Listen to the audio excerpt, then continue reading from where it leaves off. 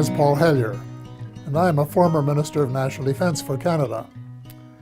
This disturbing message is for the several million Americans and others who were kind enough to listen to the 22-minute presentation at the Citizens Disclosure hearing in Washington in May 2013, and for anyone else who cares deeply about the future of their country and the planet Earth. The U.S. is in grave danger. Strangely, the peril is not from foreign enemies, but from enemies within. So I beg you to listen to a summary of the major problems, followed by some suggestions as to how the U.S. might be recaptured by loyal Americans, to the enormous relief of friends who have been watching helplessly from the sidelines. The stakes couldn't be higher. So I spent the 15 months following the Washington hearing feverishly writing a new book, incorporating what I think every American has the right to know and must know to end the incredible naivety observed at the citizens' hearing. The name of the book is The Money Mafia, A World in Crisis. Most of my friends, both American and Canadian, tend to agree that the world is in a state of crisis. But very few are aware that the problems are not natural phenomena. They have been engineered by a very tiny elite group of rich, ruthless, and power-hungry people who have been deliberately keeping the majority of decent, hard-working taxpayers totally in the dark. The iron veil of secrecy is now nearing the end of its 7th decade.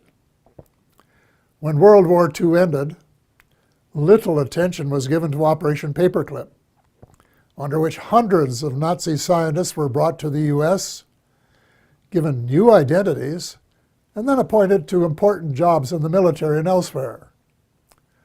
Some of them would have been aware of UFOs and the ET presence from their experience in working with them in the 1930s.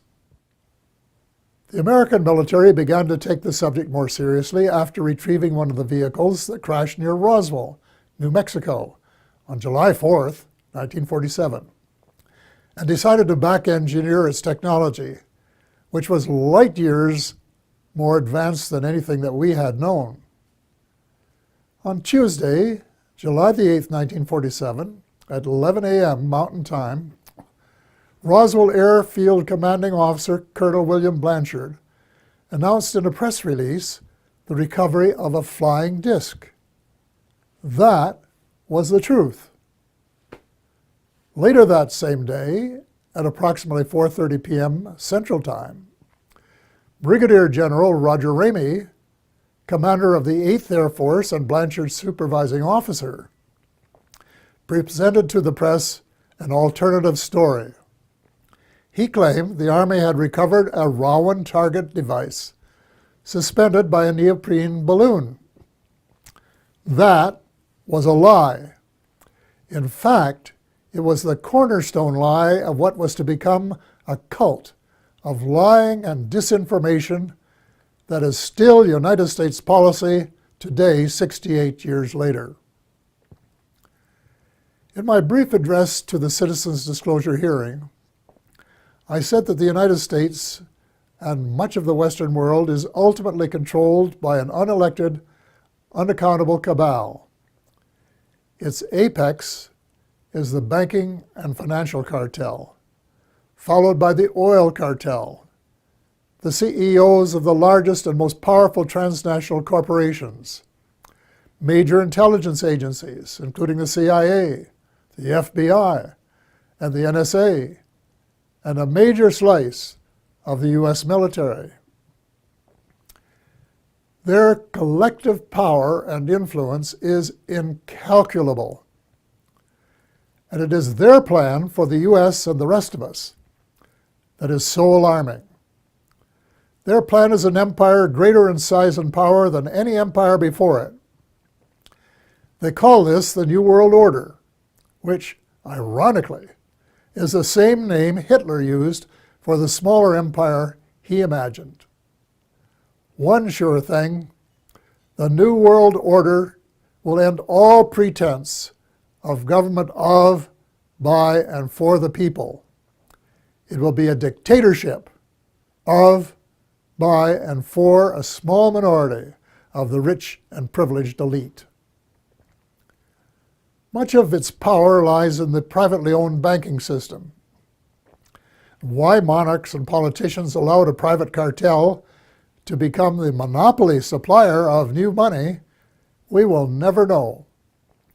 But this power is almost absolute and can determine the fate of nations and their people. A system where nearly all money is created as debt, and debt that has to be repaid with interest, but where no one creates any money with which to pay the interest, is a dead end that leaves debtors with no alternative but to borrow the money to pay the interest and go deeper and deeper into debt.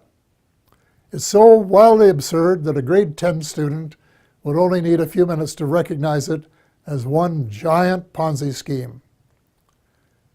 Banks can invest $5 million and leverage it to create $100 million in loans that have to be repaid with interest. In effect, they skim 95% off the top of every loan. That is the reason I call them the money mafia. Monetary reform is the most urgent of all essential reforms, and my book contains a specific formula that the brave Occupy Wall Street protesters could have used to advantage when asked, "But what do you suggest?" What they lacked was the answer to that question. If about 99% of the population don't understand a deception that has been responsible for the Great Depression of the 1930s, the terrible recessions of 1981-82, 1991, and the Great Recession of the 21st century, it's not too difficult to understand why there are so many skeptics about UFOs and their occupants, even though several species have been visiting planet Earth for thousands of years. The crashes near Roswell, New Mexico, that I referred to earlier, were, in a sense, watershed events. In Canada, Wilbert Smith, a senior officer in our Federal Department of Transport, of which I later became minister, wrote a top-secret memorandum to his boss based on information he had received during a visit to our embassy in Washington. The memo, dated November 21st, 1950, read in part as follows. A, the matter is the most highly classified subject in the United States, rating higher even than the H-bomb. B, flying saucers exist. C, their modus operandi is unknown, but concentrated effort is being made by a small group headed by Dr. Vannevar Bush. D, the entire matter is considered by the United States authorities to be of tremendous significance. A control group of 12 senior civilian scientists and military officers was established by President Truman. They were known as the Majestic 12, or MJ-12, which issued a memorandum that included how to respond to UFO sightings by saying that they were natural phenomena, such as plasma or swamp gas, or that the observer might have been imbibing too much Jack Daniels bourbon. Nothing could be further from the truth. Under the Eisenhower administration, much of the physical engineering was transferred to underground facilities in Nevada and Arizona. Meanwhile, much of the control was transferred to civilian agencies in order to create plausible deniability as to its existence. When President Eisenhower wanted to take a look at the restricted areas, he was denied access. It was only when he threatened to send in the First Army that it was agreed that he could send 3 confidants to look at the secret areas 51 and S4. They reported that the Roswell vehicle was indeed being back-engineered by United States forces. President Eisenhower was so distressed by the situation that he included in his farewell address to the nation that his fellow Americans should beware of the military-industrial complex, which, according to one witness, was his way of saying that the ET file had fallen into the wrong hands. Indeed it had. It was under the control of the military-industrial complex, otherwise known as the financial, intelligence, and military wing of the all-pervasive cabal, which has seized control of the United States and much of the balance of the world. Beginning with Eisenhower, not one of the presidents of the United States has been given completely honest advice by his civil, military, and intelligence advisors, nor fully briefed on the ET presence and technology. The military-industrial complex adopted a strategy of perpetual warfare to enhance its own power and profit. It is inconceivable that this plan was discussed and approved in advance by any American president. Wernher von Braun, the German rocket scientist who came to the U.S. at the end of World War II, told my friend Dr. Carol Rosen, who worked with him, that they, the military-industrial complex, in order to maintain perpetual war, had to have an enemy. First, it will be the communists, he said. Then it will be the terrorists. And finally, it will be the ETs. So far, the plan has been unfolding exactly as forecast. The cabal, sometimes referred to as the shadow government, has been in control. When Sarah McClendon, veteran White House reporter, asked President Bill Clinton why he didn't do something about UFO disclosure, Clinton replied, and I quote, "Sarah, there's a government inside the government, and I don't control it." End of quote. Imagine the President of the United States and Commander-in-Chief of the Armed Forces isn't cleared to know what his troops are doing. Well, with the end of the Cold War, the Pentagon wrote a new defense plan, popularly known as a project for the new American century. It was very far-reaching and involved conquest of much of the world by financial or military means, whichever was easiest. The document, which very few people were aware of, admitted that it was so far-reaching that it might be too much for Americans to swallow in the absence of some catastrophic and catalyzing event like a new Pearl Harbor. Well, Lady Luck appeared to be on their side in the form of September the 11th, 2001. Amateur foreign pilots trained in the U.S. allegedly hijacked planes and flew them into the sides of the World Trade Towers 1 and 2, and then into the Pentagon. Later in the day, the buildings collapsed. President Bush declared war on the terrorists and invoked the provisions in the North Atlantic Treaty under which an attack on any one country is considered to be an attack on all. The reaction was unprecedented since the outbreak of World War II and the later attack on Pearl Harbor. The English-speaking world, in particular, was incensed, and a high percentage of Americans were prepared to nuke the perpetrators. Defense Secretary Donald Rumsfeld soon announced that, quote, "that means war against Iraq," end of quote, even though there was absolutely no evidence of Iraqi complicity, none whatsoever. Although most Muslims had been sympathetic to the U.S. in the immediate aftermath of 9/11, as soon as the bombs started dropping on Baghdad, moderate Muslims by the thousand were so outraged and overcome by hate that they opted for a terrorist response. From that day on, it would be difficult to find a terrorist who did not have "Made in the USA" etched on his or her soul. Now, more than a decade later, the situation becomes even darker as the truth about 9/11 begins to emerge from the burial ground of a controlled press.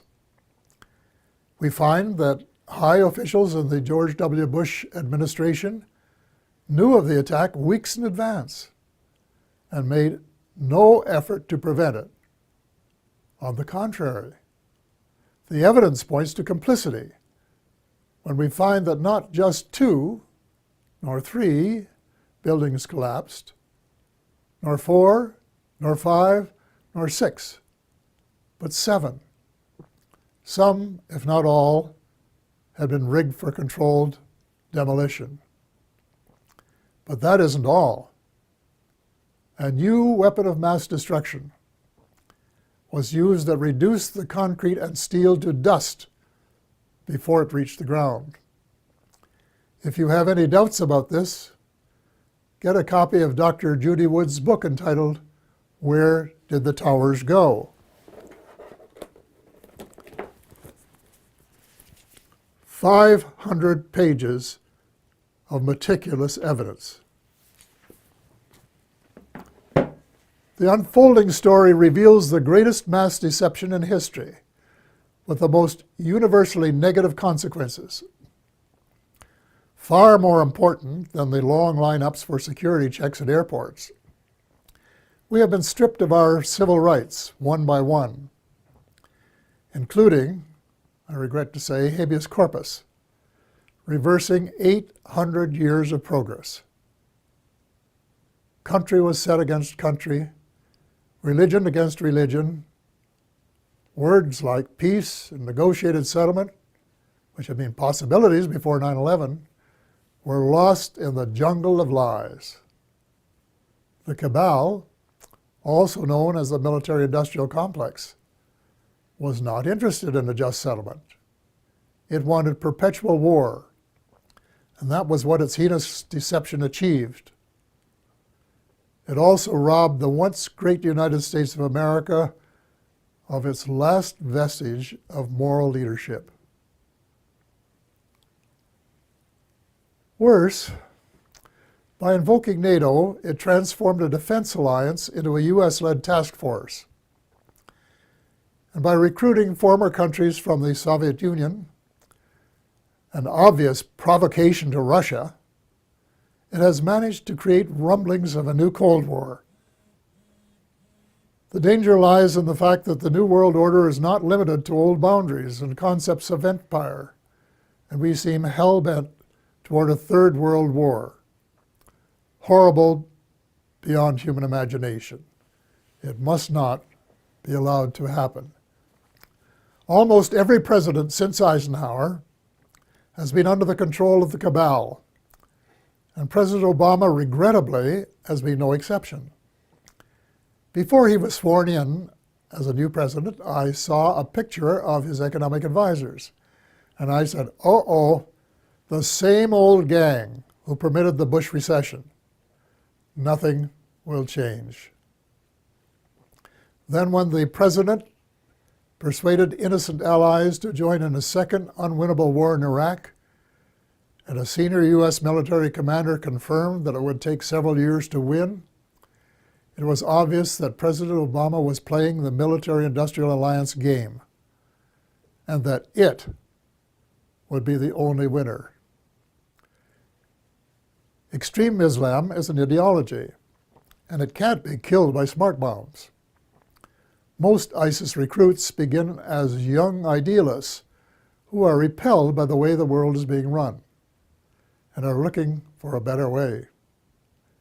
any effective strategy must be to win their hearts and minds, and not just to kill them and make them martyrs to a cause. Step number 1 is to convince President Obama that the policies of his predecessor benefit no one but the arms manufacturers.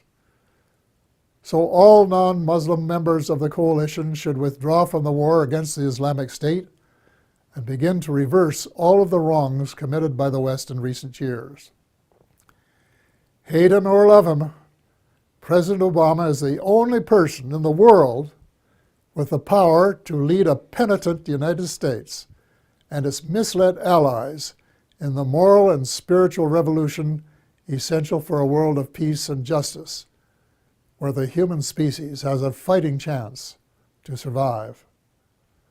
The transformation has to be reversible before the next U.S. presidential election, which could be the point of no return.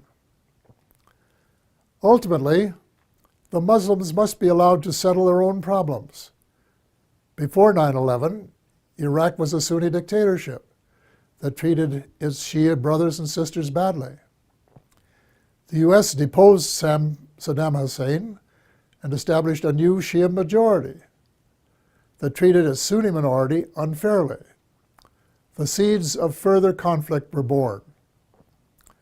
The Muslims must resolve their age-long differences as Christians and of different denominations have recently been able to do. Perhaps the United Nations might be invited by the Muslims to convene a meeting of both temporal and religious leaders in search of a better way of settling grievances and differences. Meanwhile, it's time that all the Abrahamic religions, Christianity, Judaism, and Islam, kissed and made up. I was in my 80s before I knew that Allah was my God. My guess is that the majority of Christians are equally ill-informed. And the Israelites should start treating Palestinians as the blood brothers that they really are, instead of as inferior beings. It is wise to remember that the original covenant with the Creator applied to all of Abraham's children, and not just to the favored few. The bottom line is that the use of drones, suicide bombs, and crushing military superiority on the part of Christians, Muslims, and Jews are all prohibited by their holy books. The next step is to persuade all the major religions to practice the one principle that they have in common, which is to treat others the way they would want to be treated if the roles were reversed. Universal practice of the Golden Rule would transform the world. I get hundreds of emails from decent Americans and like-minded individuals in a dozen countries who want nothing more than the end of militarism and a massive shift in priorities toward universal peace and justice. Quite a few are involved in small projects that are making a significant difference at the micro level. But most of them are realists and recognize that the cabal doesn't want peace and justice. It wants power, wealth, and empire. So what can an individual do in the face of unprecedented power and wealth? The cabal, headed by the banking cartel, has almost unlimited financial power. But we, the people, have the numbers and must combine our limited power to form a critical mass that can move mountains. There is no guaranteed formula, but an educated guess would be that if 5 million decent and determined Americans got a copy of The Money Mafia, A World in Crisis, read it carefully, and then actively supported the comprehensive action plan set out in it, a miracle could happen. Each one of the 5 million would have to write a personal letter to the president, their senator, and their congressperson, demanding action forthwith in each of the critical areas in the same spirit of bipartisanship that would be expected in a war to save the world, which is exactly what is at stake. I am not going to repeat the list of essential reforms here, except for a few key items. The U.S. should play a leadership role in ending the private bankers' monopoly to print money. Actually, it isn't really money, it's just credit created out of thin air, a computer entry, and restore some of the power to the people that is rightfully theirs. President Obama can mint $2 trillion platinum coins to get the ball rolling, while legislation is prepared to take over the Fed and establish a 100% publicly owned central bank, a central bank of the United States. There cannot and will not be peace and justice on earth while the Fed continues to exist. Speaking of justice, if President Obama really wants a place in history as a friend of the 99% rather than the 1%, he can fast-track the Trans-Pacific Partnership into oblivion. Even the name is a lie. There is no way it is a partnership. It should be called the Trans-Pacific Power Grab by a small elite group who want to feather their own nests at the expense of other people's rights to run their own affairs for their own benefit. So the choice is yours, Mr. President, to decide if it will be the people or the cabal. There must be full disclosure of what the cabal and the U.S. shadow government have been doing since World War II. To what extent has the extraterrestrial space and weapons technology been back-engineered? And is it true, as the late Ben Rich, former CEO of Lockheed's Skunk Works, said, and I quote, "We, the U.S., now have the technology to take ET home," end of quote. The extent to which there has been collaboration between the cabal and the ETs. What species? What motives? Were there agreements signed? And if so, were the terms of the treaty or treaties lived up to? To hear the truth emerge after so many years of continual lies and darkness will require either that the National Security Act of 1947 be rescinded or suspended, with a general amnesty so that decent Americans can tell the truth without fear of retribution. A kind of truth and reconciliation process will be required. Then there are the positive benefits that must be pursued. The President must issue an order that would release the secret patents on exotic energy and make them available to the world. The secret technology, in combination with a flexible financial system, will make it possible to convert from an oil economy to a clean economy in 7 years. It will provide billions of new jobs worldwide and help close the ever-widening gap between the haves and the have-nots. Simultaneously, a project should be started to restore our oceans before the food chain has been permanently broken. In addition, worldwide programs of forest preservation and reforestation should help provide the carbon sinks essential for greater stability in weather patterns. Speaking of changing weather patterns, full disclosure should give us a better idea of how much weather patterns have been altered by government tinkering. Due to restraints of time, space, and expertise, my book makes no mention of either chemtrails or the high-frequency active auroral research program known as HAARP. But from what I have heard and read from credible informants, I would say that they are Satan's illegitimate Siamese twins of death and destruction. If so, they should be terminated at once and relegated to the netherworld from which they came. And before the people of the world become aware and launch a $10 or $20 trillion class action suit against the United States Air Force, its contractors, associates, and suppliers. A visit to the battlefields of World Wars I and II in November of last year affected me profoundly. The slogans were everywhere. Never again. We had seen the horror of man's inhumanity to man, which was sordid beyond belief. Yet as I reflected on the real world of today, I thought that the millions who gave their lives had died in vain. Even before the Second World War was over, a group of greedy, self-centered men were plotting the next round, and they have been working assiduously at their plan. The same symptoms of mass unemployment, poverty, and seeking military advantage have been replicated. But the next time, we would start off with weapons of mass destruction just in their infancy then.